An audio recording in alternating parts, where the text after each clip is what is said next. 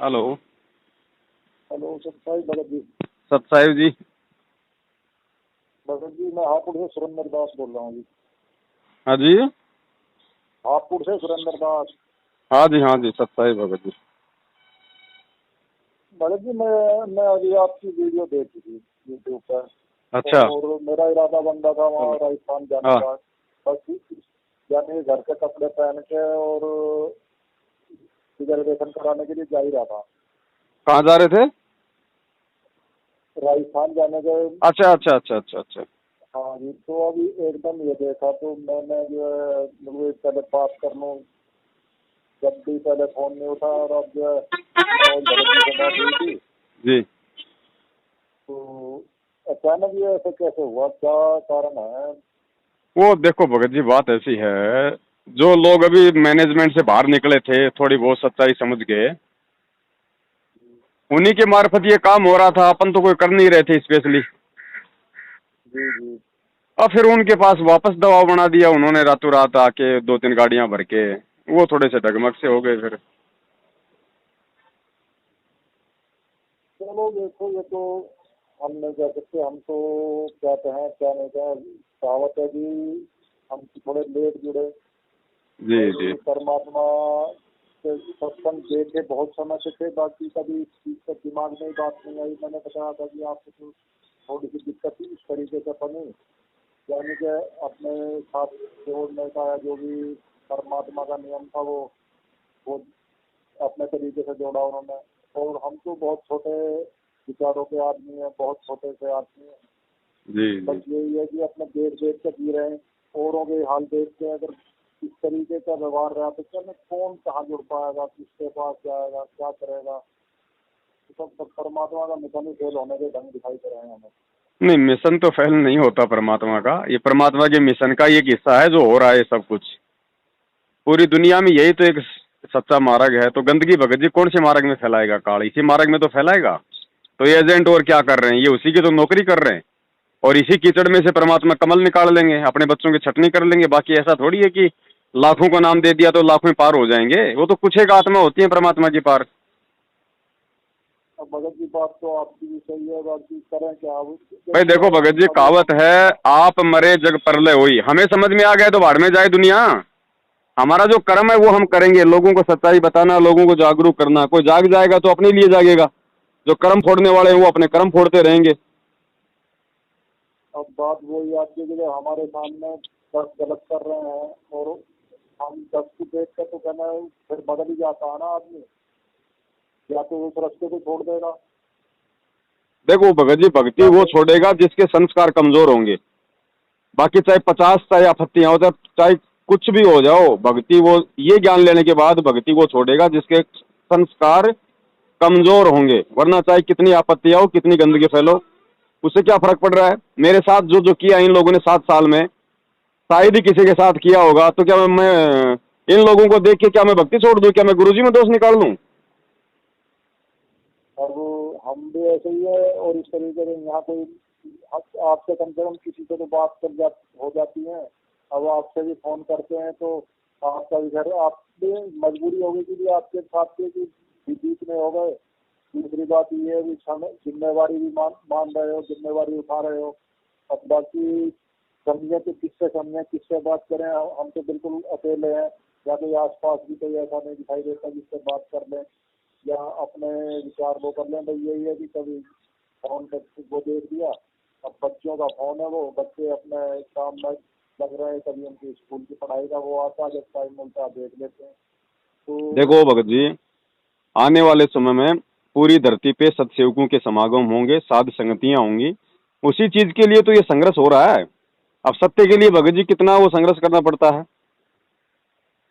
गुरु जी वही तो कर रहे हैं आज भगत जी। तो संघर्ष तो होगा। ये काल का लोक है, यहाँ पे सच्चाई को आगे थोड़ी ना बढ़ने दिया जाएगा। ये तो परमात्मा की पावर के बात साथ में सच्चाई आगे बढ़ेगी। समय लगता है। 27 साल से भगवान धरती पे आके इतना ज्ञान दे रहा है, कितने लोग समझे? तो क्या भगवान कमजोर हो गया या भगवान के शब्द में शक्ति नहीं रही? लेकिन ये काल भगवान का लोक है। यहाँ पे कोई इक्का दुक्का पार होता है भगत जी। परमात्मा कहते हैं, खोकापुर में काग मिले दिन दोई रे, अरबू में कोई हंस हमारा होई रे। भगत जी गुरु जी के रहते सहते, यानी जब तक गुरु जी शरीर में इस धरती पे हैं, तब तक जो जीव पार हो गया सो हो गया, पीछे कोई ये ना सोचे कि हम पार हो जाएंगे। जो गुरु के रहते सहते नहीं हुआ, बाद में क्या खाक पार हो जाएगा। चलो मान ले ईब आपने सुख भी हो गया, रह भी गए, और कंटिन्यूस 5-6 जन्म आपके मनुष्य के भी हो जाएंगे ईस कमाई थे वर्तमान के भक्ति से। और आगे श्रद्धा, क्योंकि आगे घटेगी जब दास यहाँ मौजूद है। अभी गलती करोगे तो आगे कौन से पार हो जाओगे तुम।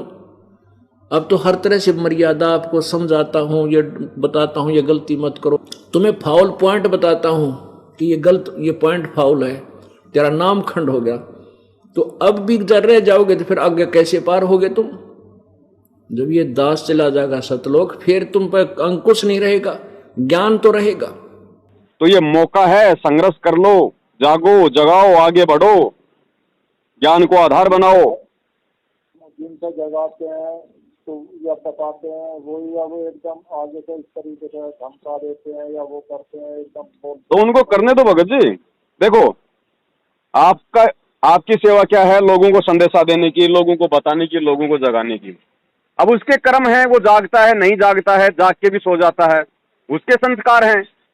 हम उसके पीछे चल के अपनी सेवा करना थोड़ा ना कोई बंद कर देंगे।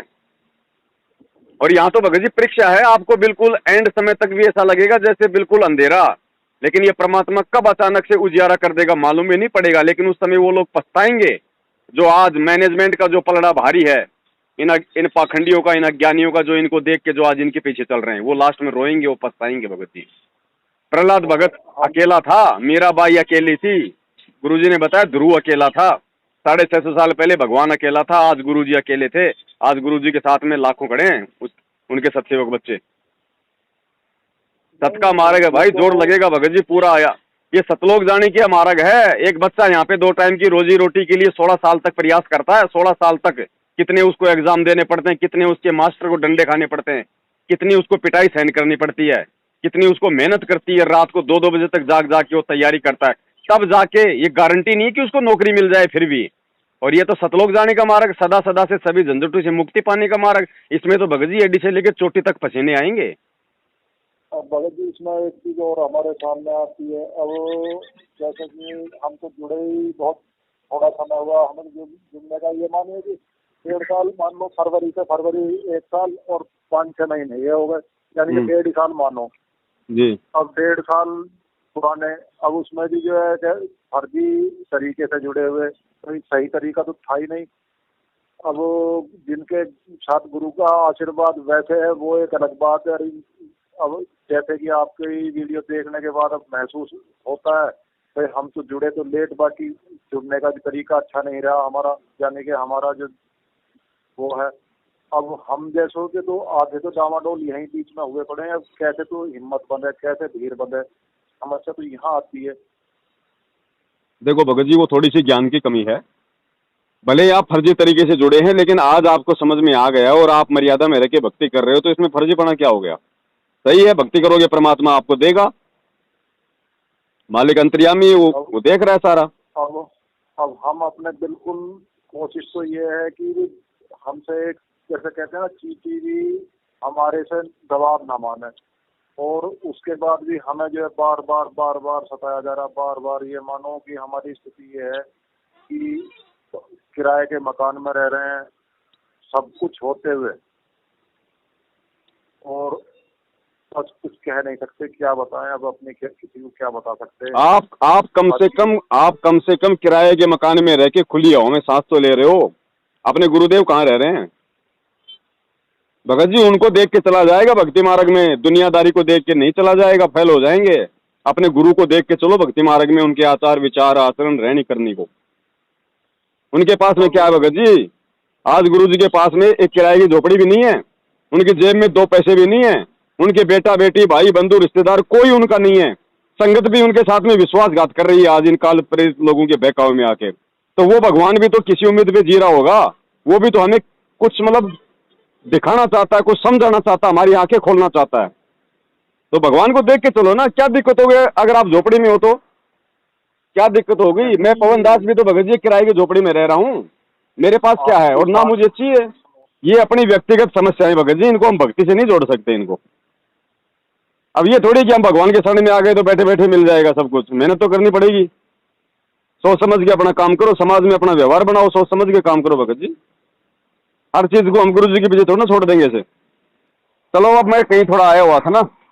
अच्छा ही सब। हाँ ठीक है भगत जी, आप मत आना, वो कैंसिल हो गया है। अपने परमात्मा दया करे, अपने घर पे मना लो जैसे। बिल्कुल सच्चाई। सत्य है।